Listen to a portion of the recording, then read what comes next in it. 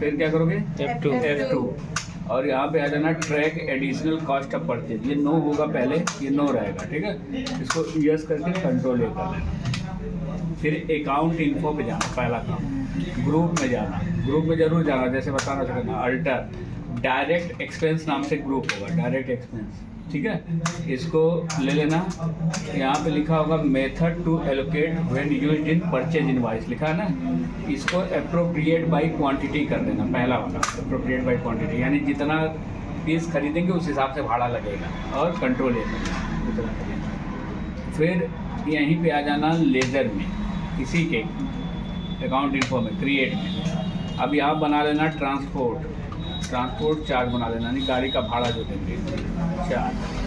इसको रखोगे direct expense में, ध्यान रहे कि डायरेक्ट एक्सपेंस में ही रखना जिसमें मैं रखा, ठीक है, और किसी में रखना, कंट्रोल है। इसी तरह लेबर का बना लेना, लेबर चार्ज, इसको भी इसी में रख लेना, कंट्रोल है। इंस्टॉलेशन चार्ज बनाना चाहो तो बना लो। इंस्टॉलेशन चार्ज का मतलब होता है माल को दुकान में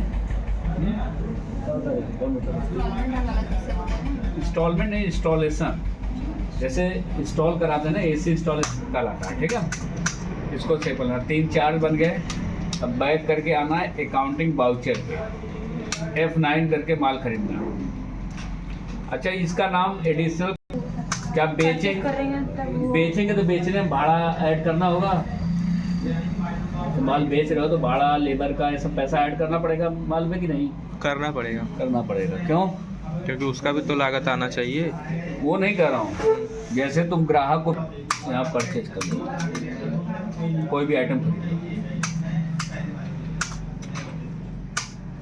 100 पीस, एक पीस का दाम 15।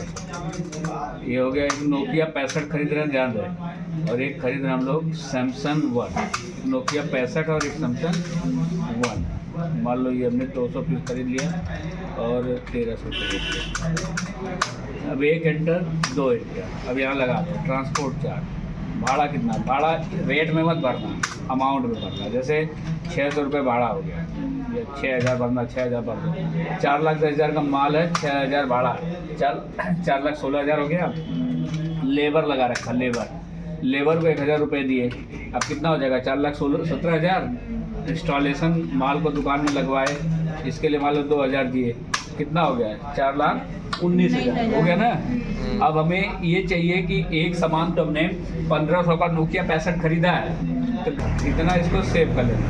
नोकिया 65 और सैमसंग 1, यही है दोनों। डिस्प्ले में चले जाना, इन्वेंट्री बुक में, स्टॉक आइटम पे कौन सा था? नोकिया 65। यहाँ चले जाना, एंटर करना।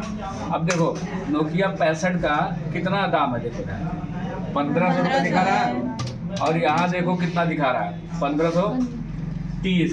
कितना दिखा रहा है? तो 30 रुपये